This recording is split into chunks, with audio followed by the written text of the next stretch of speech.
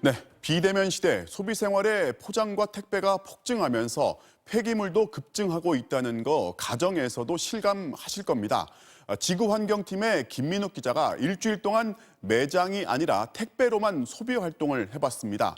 과연 폐기물이 얼마나 나왔을지 확인해 보고 재활용률을 높이기 위한 방법도 설명해 드립니다.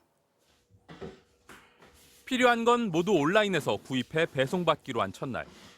가장 먼저 주문한 건 기저귀입니다. 계획했던 건 아닌데 마침 저희 아이의 기저귀가 떨어졌어요. 이게 또 기저귀가 부족하면 되게 조마조마하잖아요. 주문하는 김에 필요한 식료품도 같이 주문했습니다. 다음 날 일찍 첫 번째 택배가 도착했습니다. 종이 상자에 기저귀가 들어있습니다.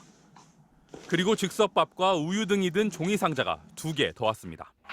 상자 2개가 나왔고요. 종이 완충제 이만큼이 나왔고요. 냉동팩 2개가 또 나왔습니다. 게다가 물도 마셔야 하니까 여기다 빈 페트병 여러 개가 추가됐습니다. 일주일간 폐기물을 쌓아둘 다용도실입니다. 하루치 폐기물을 모았을 뿐인데 다용도실이 왠지 비좁게 느껴집니다. 언택트 소비 이틀째인데요. 일요일쯤에는 도대체 재활용품이 얼마나 쌓여 있을지 벌써부터 걱정이 됩니다. 수요일에는 비누와 치약을 배송받았습니다. 비닐 포장 폐기물이 2개 생겼습니다. 목요일에는 월요일에 주문했던 전구 1개가 왔습니다. 역시 비닐로 2겹 포장돼 있었습니다. 다행히 수요일과 목요일에는 폐기물이 많이 늘지 않았습니다. 이 정도면 나쁘지 않아 보였습니다. 그러나 다음 날 아침 눈을 뜨자마자 종이 상자 3개, 스티로폼 상자 하나를 집안에 들여놔야 했습니다. 주문한 것에 비해 상자가 너무 많아 보였습니다. 상자를 열어보고 의문이 풀렸습니다. 하나에 담을 수 있는 양을 3개의 상자에 나눠 담은 겁니다. 배송업체가 식품의 신선도를 냉동, 냉장, 상온 3가지로 구분해 각각 별도의 상자에 담아 보냈습니다. 이 작은 양념 하나를 배송하는데 이 박스 하나가 필요했습니다. 이 박스에 이 작은 양념 한 통이 담겨서 왔거든요. 서비스 차원에서는 세심한 배려가 느껴지는데 문제는 폐기물이 많이 생길 수밖에 없다는 겁니다. 토요일 배송업체는 좀 달랐는데 주문한 식료품을 한 상자에 담아 보냈습니다. 별도 상자에 담는 대신 골판지로 구획을 나눠 냉장식품 옆에는 아이스팩을 넣었습니다. 어제보다 줄긴 했지만 종이 상자 하나와 골판지 4장, 아이스팩 3개가 나왔습니다. 다용도실이 눈에 띄게 비좁아졌습니다. 택배로만 일주일 살아보기 마지막 날. 음료 3병을 주문했는데 커다란 상자 2개가 도착했습니다. 이거는 정말 지구한테 좀 미안하다는 생각이 들 정도의 포장입니다. 저희가 주문한 건 우유, 주스, 그리고 차 이렇게 3병이에요. 종이 상자 2개와 아이스팩 4개, 은박 비닐 2개. 해당 업체에 과대 포장이 아니냐고 물었습니다. 이메일 답변을 통해 업체 측은 상품이 파손될까 봐 정성을 다해 포장하다 보니 그렇게 됐다면서 포장을 최소화할 수 있는 다양한 포장 방법에 대해 고민하겠다는 답변을 보내왔습니다.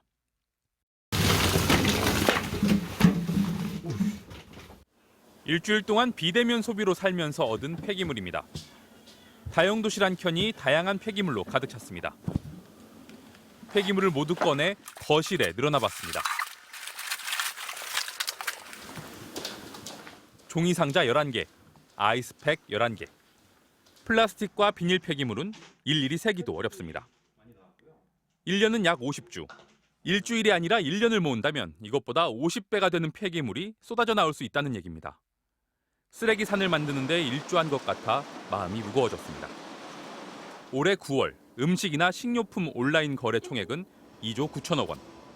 1년 전에 비해 84.8%나 늘었고 생활용품 거래는 54.4% 늘었습니다.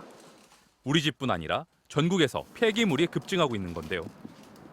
이 폐기물이 진짜 쓰레기가 되지 않고 최대한 재활용될 수 있도록 분리수거에 집중하기로 했습니다. 전문가의 도움도 받았습니다. 먼저 종이 상자들. 종이 상자는 송장과 접착식 테이프를 반드시 떼야 합니다. 다음은 플라스틱. 플라스틱 분리 배출의 핵심은 음식물 등으로 오염된 폐기물은 종량제 봉투에 넣어야 한다는 겁니다. 오염된 것이 섞이면 깨끗한 폐기물까지 못 쓰게 만들 수 있습니다. 혹시 음식물이 좀 얼룩이 졌다, 깨끗이 닦았는데도 얼룩이 졌다 그럴 때는 일반 쓰레기로 배출해 주시는 게 맞습니다. 그리고 아이스팩. 아이스팩에는 다른 문제가 있었습니다. 물을 얼려 만든 친환경 아이스팩에는 물은 버리고 종이는 재활용할 수 있다는 설명이 적혀 있습니다. 그러나 전문가의 말은 다릅니다.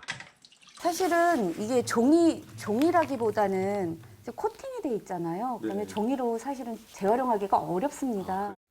재활용함이 아니라 종량제 봉투에 버려야 한다는 겁니다. 그런데 왜 소비자들을 혼란스럽게 할까? 재활용이 안 되는 종이 아이스팩에 분리배출 표시를 한 두 업체에 물어봤습니다.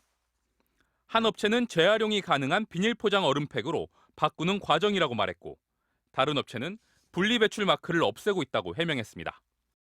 비대면 소비가 늘 수밖에 없는 코로나 시대.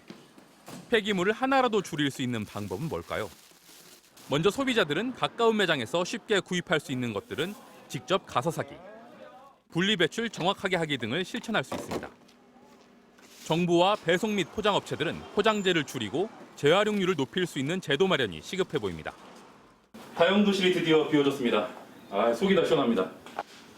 우리가 쓰고 버리는 것들, 우리 집 다용도실에서 나온 것들이 하나라도 더 재활용될 수 있기를 바라는 마음이 더 커졌습니다. 여러분은 어떠셨나요? MBC 뉴스 김민욱입니다.